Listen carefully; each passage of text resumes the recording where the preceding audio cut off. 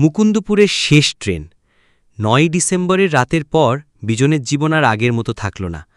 প্রথম সপ্তাহে কেবল দুঃস্বপ্ন ছিল, পুরনো ট্রেন, ফ্যাকাশে মুখ, কালো চোখ, লণ্ঠনের আলো আর নিস্তব্ধ সিটি।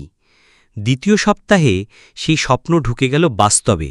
দরজায় অদ্ভুত ধাক্কা, রেললাইনের দিকে নড়তে থাকা আলো, দূরের সিটির শব্দ। তৃতীয় সপ্তাহে বিজান সিদ্ধান্ত নিল এবার তাকে খুঁজে বের করতেই হবে সেই ঘটনা আসল রহস্য। গ্রামের সবাই তাকে নিরুৎসাহিত করল।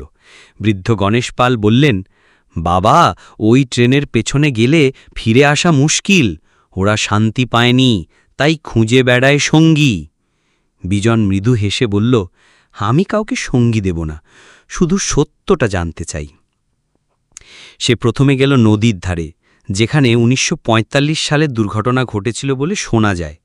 শীতের সকালে নদীর জল ধোঁয়ার মতো বাষ্প ছাড়ছিল। সেতুর পুরনো অংশের কিছু লোহার খুঁটি এখনও দাঁড়িয়ে, কিন্তু জং ধরা, ভাঙাচোড়া। লোকেরা বলে ওই জায়গায় মাছ ধরা যায় না, জাল ফেললেই ছিঁড়ে যায়। বিজন চেষ্টা করল সরকারি নথি খুঁজতে। জেলা লাইব্রেরিতে গিয়ে ৫০-এর দশকের কিছু পুরনো পত্রিকা উল্টে পাল্টে দেখল, কিন্তু আশ্চর্যের বিষয় ১৯৪৫ সালের ডিসেম্বর মাসে কোনো রেল দুর্ঘটনার খবরই নেই, যেন ইতিহাস থেকে ঘটনাটা মুছে ফেলা হয়েছে। তখনই তার সঙ্গে দেখা হলো অদ্ভুত এক মানুষের। দীর্ঘদেহী, কালো চাদর গায়ে, নাম পরিচয় বলতে চায় না। তিনি বললেন, তুমি যা খুঁজছ সেটা শুধু নথিতে পাবে না, নদীর তলায় যা আছে সেটাই আসল সত্য। বিজন চমকে জিজ্ঞেস করল, আপনি কে? লোকটা শুধু হেসে বলল, আমি সেই ট্রেনের যাত্রীদের একজন ছিলাম, অন্তত তাদের মতোই আটকে আছি।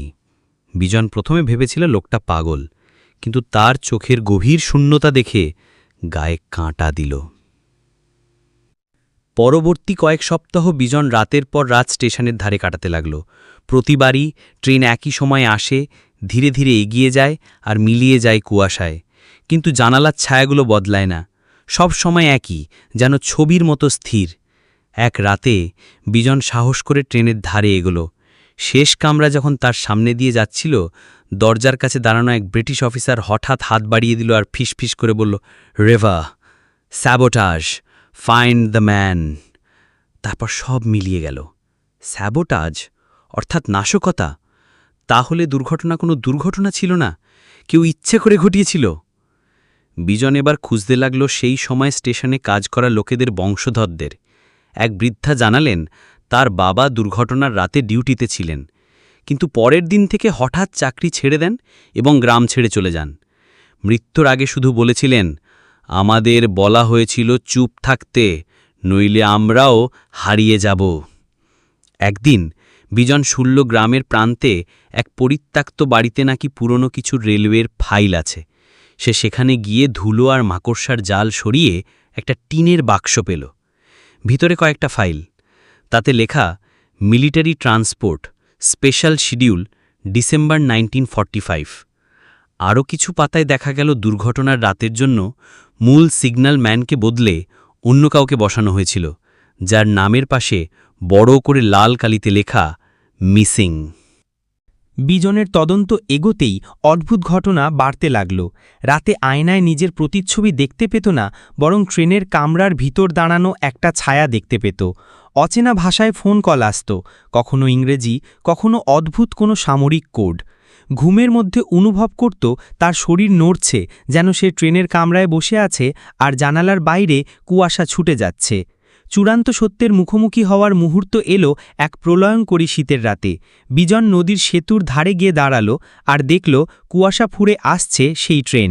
এবার সে সরে দাঁড়াল না, ট্রেন তার সামনে থামল। দরজা খুলে গেল আর ভিতর থেকে সেই অফিসার বলল, you found the man, now come with us. Bijan ভিতরে ঢুকল। মুহূর্তের মধ্যে চারপাশ পাল্টে গেল। সে ১৯৪৫ সালের রাতের ভিতর চলে গেছে। কামরায় আহত সৈন্যেরা, আতঙ্কিত যাত্রীরা আর বাইরে নদীর দিকে ছুটে চলা ট্রেন। বিজন বুঝল সেতুর এক অংশ ইচ্ছে করে দুর্বল করা হয়েছিল। কে করেছে তা সে স্পষ্ট দেখতে পেল। স্টেশনের সেই বদলি সিগন্যালম্যান, যাকে পরে মিসিং ঘোষণা করা হয়। কিন্তু বিজন আর কিছু করার আগেই প্রচণ্ড শব্দে ট্রেন লাইনচ্যুত হয়ে নদীতে পড়ল। পরদিন ভোরে গ্রামের লোকেরা নদীর ধারে বিজনের শরীর পেল, ঠান্ডায় জমে যাওয়া কিন্তু মুখে অদ্ভুত এক শান্তি। আর সবচেয়ে ভয়ঙ্কর ব্যাপার, তার হাতে শক্ত করে ধরা ছিল একটা পুরনো ব্রিটিশ সামরিক মেডেল, যার পেছনে লেখা for the truth seeker who joined us. সেই রাতের পর থেকে মুকুন্দপুরে কেউ আর শেষ ট্রেনের পর বাইরে থাকে না।